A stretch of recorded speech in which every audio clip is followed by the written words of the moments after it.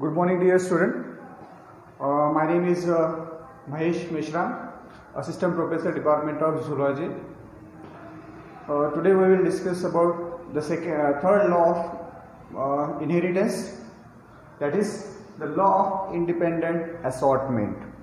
So in the previous class we have discussed about the Mendel's two laws which are based on the monohybridization experiment, and today we will discuss about the third law which is based on the dihybridization experiment. So in the previous experiments of Mendel, that is the monohybridization experiment, तो उसमें उसने क्या देखा है, तो he studied the pattern of the transmission of the characters of one gene. तो एक gene का या फिर एक कैरेक्टर का जो ट्रांसमिशन होता है पेरेंट से नेक्स्ट प्रोजेनी में, वो किस तरीके से होता है, किस पैटर्न में होता है, तो इसका ट्रांसमिशन और उसके बाद में उसने कुछ मैथमेटिकल एनालिसिस भी दिए कि किस वे में जो है वो कैरेक्टर जो है वो ट्रांसफर होता है. तो उसमें उसने मोनोहाइब्रिडाइजेशन एक्सपेरिमेंट के बेसिस पे दो रेशियोज बताए F2 जनरेशन के लिए. पहला जो रेशियो है F2 जनरेशन के लिए वो है फिनोटिपिक रेशियो.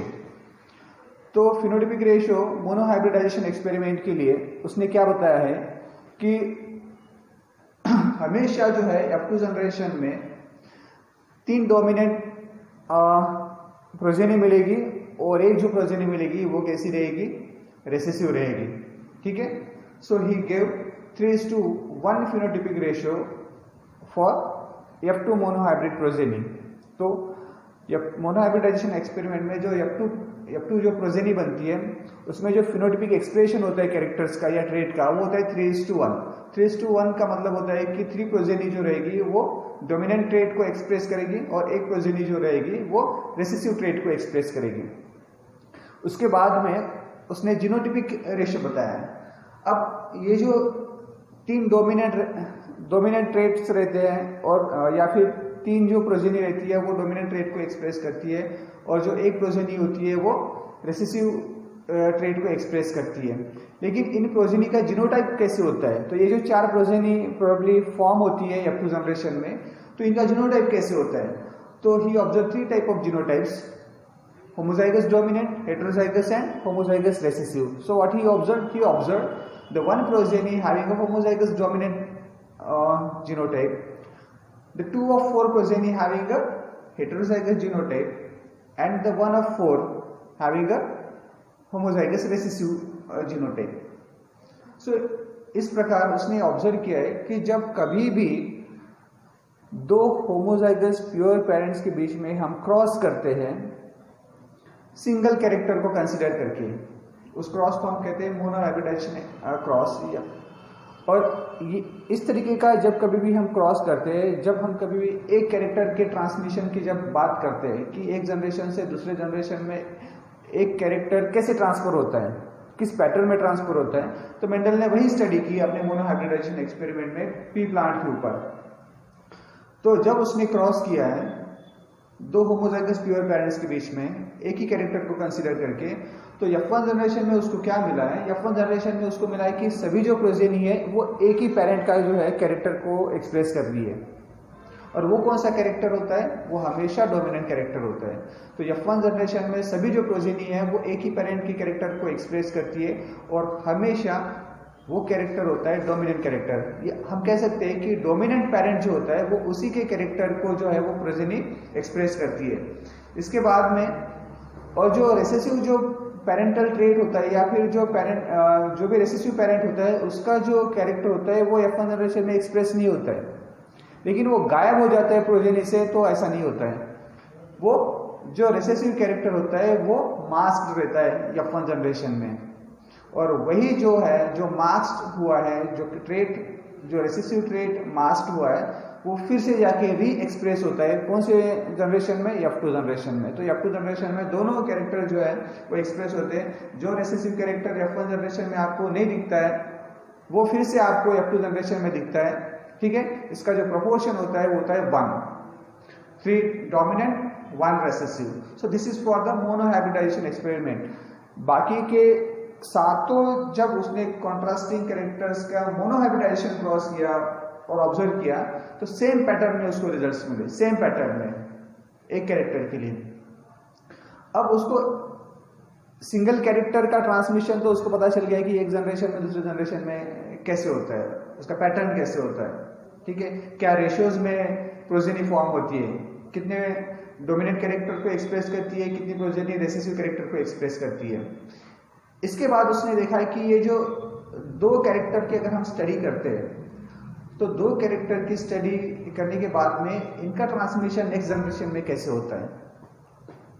वो दोनों जो कैरेक्टर वो एक साथ में नेक्स्ट जनरेशन में ट्रांसफर होते हैं, या फिर एक जो कैरेक्टर होता है वो दूसरे कैरेक्टर को रोकता है, या फिर दूसरा कैरेक्टर पहले कैरेक्टर को रोकता है, या फिर दोनों इंडिपेंडेंटली ट्रांसफर होते हैं किसमें, नेक्स्ट प्रोजेनी में वाया गैमेट्स।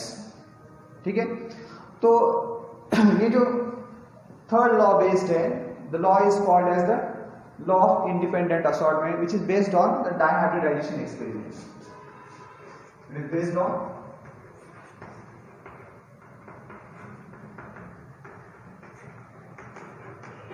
dihybridization experiment।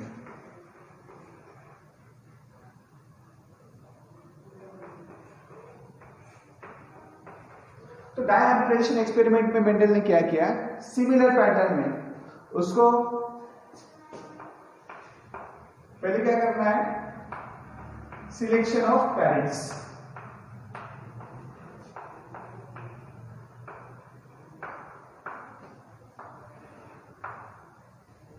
उसने दो पेरेंट्स को सिलेक्ट किया है, वो पेरेंट्स कैसे रहेंगे, वो रहेंगे प्योर पेरेंट्स।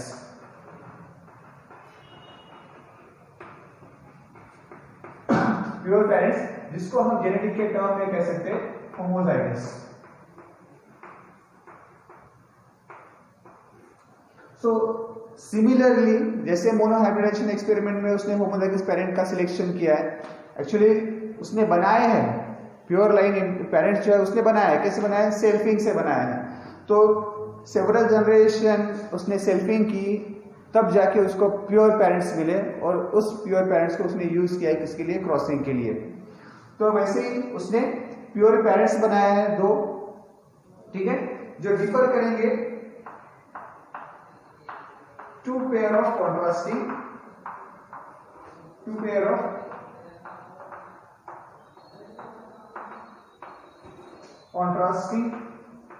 traits।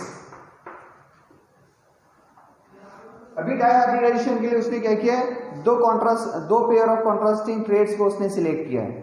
ठीक है, कि ये जो दो कॉन्ट्रास्टिंग पेयर्स है, ठीक है, ये एक जनरेशन से दूसरे जनरेशन में कैसे ट्रांसफर होते हैं, इनके जीन्स जो है वो कैसे ट्रांसफर होते हैं। ठीक है, तो वो जो दो पेयर ऑफ कॉन्ट्रास्टिंग ट्रेड्स थे, तो वो पहला था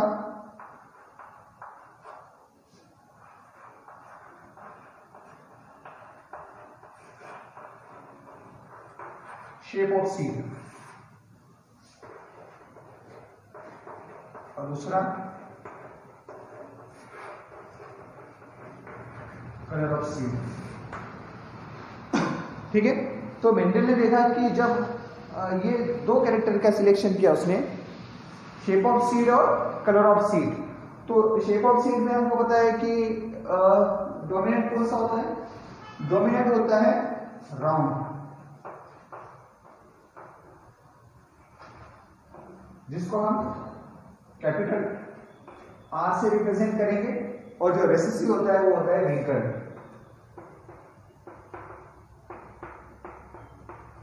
जिसको हम रिप्रेजेंट करेंगे किससे, स्मॉल आर से। और कलर ऑफ सीड में जो होता है डोमिनेंट होता है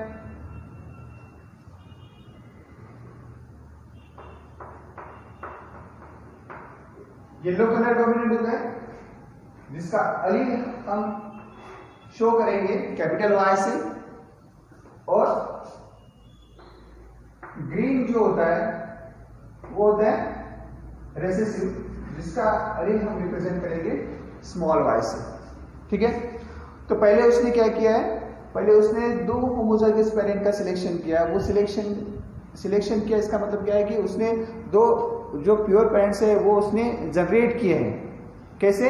बाय सेल्फिंग। जैसे हमने मोनोहाइब्रिडाइजेशन में प्योर पेरेंट्स कैसे उसने जनरेट किए, तो कंटिन्यूसली उसने क्रॉस पॉलिनेशन को अवॉइड करके सेल्फ पॉलिनेशन से उसने क्या किया, होमोलोगस पेरेंट्स को उसने जनरेट किए। ठीक है, तो इस तरीके से उसको क्या मिले, 2 पेरेंट्स मिले। तो एक पेरेंट्स जो रहेगा, एक पेरेंट्स क्या रहेगा, अभी हमको दोनों ट्रेड्स के बारे में देखना है।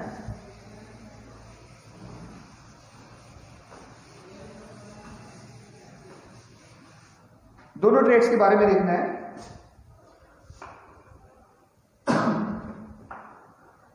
तो एक पेरेंट जो रहेगा वो कैसे रहेगा,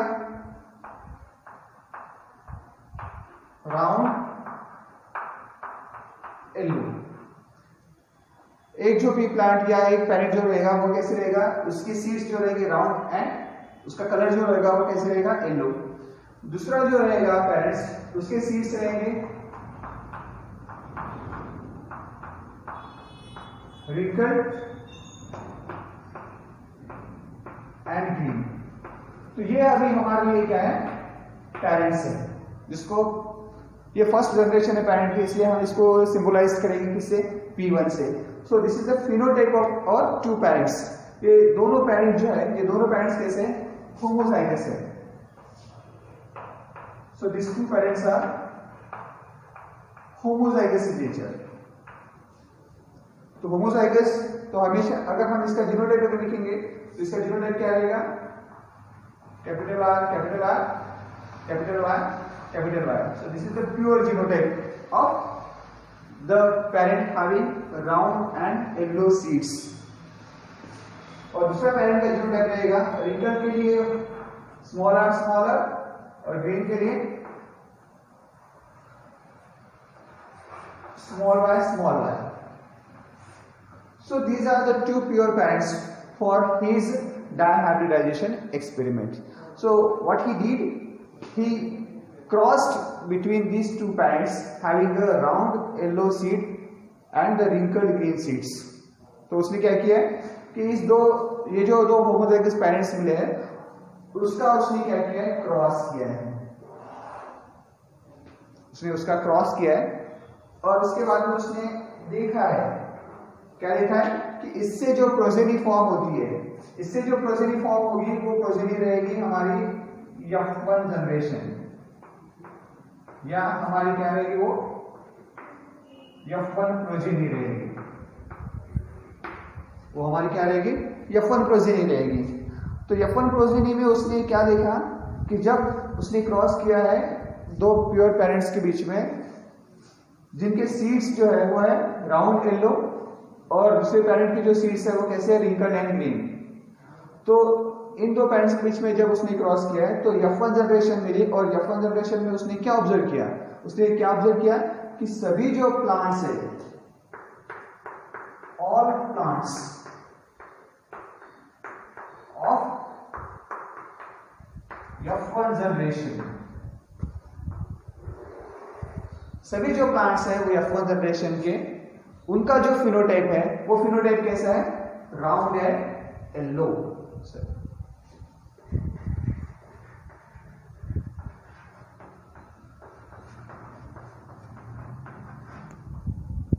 round and yellow. So this is the observation for the F1 generation. So this observation is exactly similar to the observation that we have observed for the monohybridization experiment. Monohybridization experiment में जो F1 के लिए जो observation Mendel's ने किया है, same observation Mendel's ने उसके डाइहाइब्रिडाइजेशन एक्सपेरिमेंट में भी ऑब्जर्व किया। तो क्या ऑब्जर्व किया था, तो मोनोहाइब्रिडाइजेशन एक्सपेरिमेंट में क्या ऑब्जर्व किया था कि हमेशा डोमिनेंट ट्रेट ही एक्सप्रेस होते हैं F1 जनरेशन में। सिमिलरली डाइहाइब्रिडाइजेशन एक्सपेरिमेंट में भी डोमिनेंट ट्रेट ही एक्सप्रेस हो रहे हैं। फॉर एग्जांपल इसमें डोमिनेंट ट्रेट्स कौन से हैं, शेप ऑफ सीड्स में जो डोमिनेंट ट्रेट है वो है राउंडेड सीड्स, और जो कलर ऑफ सीड्स में जो डोमिनेंट ट्रेट है वो कौन सा है, येलो कलर सीड्स। ठीक है, तो राउंड और येलो ये कैसे हैं, डोमिनेंट ट्रेट्स हैं। रिंकल्ड और ग्रीन कैसे हैं, रेसेसिव ट्रेट्स हैं। F1 जनरेशन में कौन से ट्रेट्स एक्सप्रेस हो रहे हैं, येलो राउंड।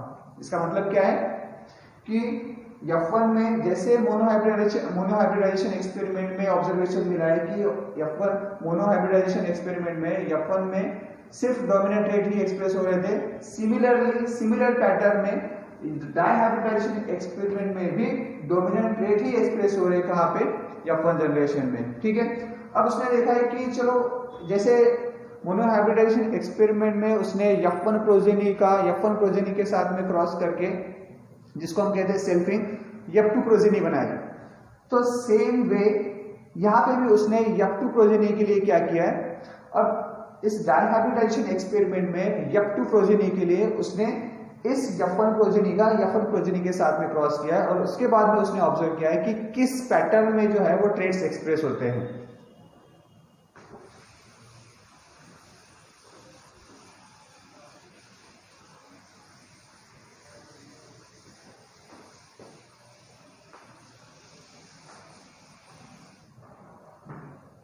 अभी हम लेंगे हमारी P2 जनरेशन। P2 जनरेशन हम किसको लेंगे, हम अभी क्या करने वाले हैं, हम करने वाले हैं अभी सेल्फिंग।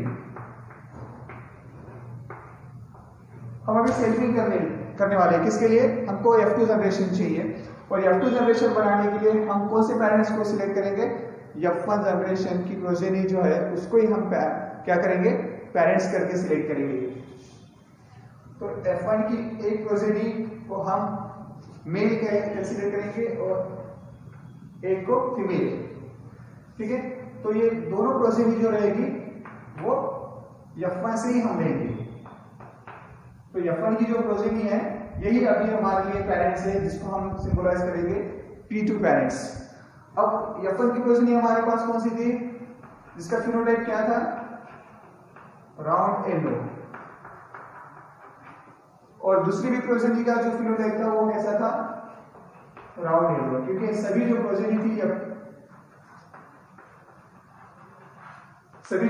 थी F1, वो सभी प्रोजेनी क्या है, कौन से कैरेक्टर को एक्सप्रेस कर रही थी, राउंड येलो।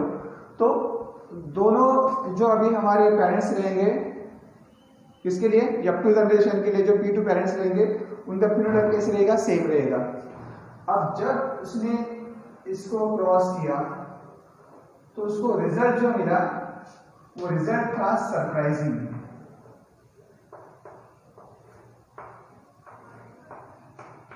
F2 जनरेशन में जो रिजल्ट मिला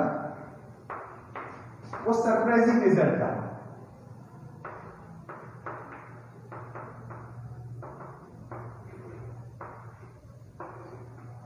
कौन सा सरप्राइजिंग रिजल्ट था, ट्रेड्स तो दो ही थे, जो पेरेंटल ट्रेड्स थे वो दो ही थे, दो ही टाइप के पेरेंट्स थे। कौन से दो टाइप के पेरेंट्स थे, एक था राउंड येलो और दूसरा था रिंकल ग्रीन। जैसे P1 का अगर हम पेरेंट्स के बारे में जब हम क्रॉस को देख रहे हैं तो इस पूरे एक्सपेरिमेंट में दो ही फिनोटाइप के पेरेंट्स थे। एक पेरेंट जो था उसका था फिनोटाइप कौन सा, राउंड और येलो, और दूसरा जो पेरेंट का फिनोटाइप था वो था रिंकल्ड और ग्रीन। लेकिन F2 जनरेशन में सरप्राइजिंग रिजल्ट क्या मिला, उसको दो नए टाइप के फिनोटाइप्स मिले, यानी पेरेंट्स के अलावा भी उसको दो नए टाइप के फिनोटाइप्स मिले F2 जनरेशन में। और वो कौन से मिले, तो F2 जनरेशन में उसको पेरेंटल फिनोटाइप्स तो मिले ही। पेरेंटल कौन से, उसको राउंड येलो कुछ प्रोजेनी मिली,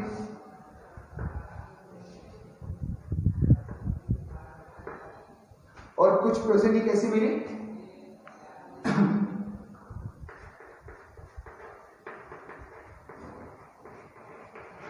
रिंकल्ड ग्रीन। ये जो फिनोटाइप्स है, ये जो ट्रेड्स है, ये सभी कौन से है, पेरेंटल है। ये सभी ट्रेड्स कैसे हैं, ये सभी ट्रेड्स कैसे हैं, पेरेंटल। तो इस पेरेंटल ट्रेड्स के अलावा भी उसको क्या मिला है, उसको दो नए टाइप के फिनोटाइप्स मिले, जिसको कहेंगे नोवेल फिनोटाइप्स। तो कुछ नए फिनोटाइप्स कौन से हैं, तो वो फिनोटाइप कौन से हैं, राउंड ग्रीन, और दूसरा कौन सा है,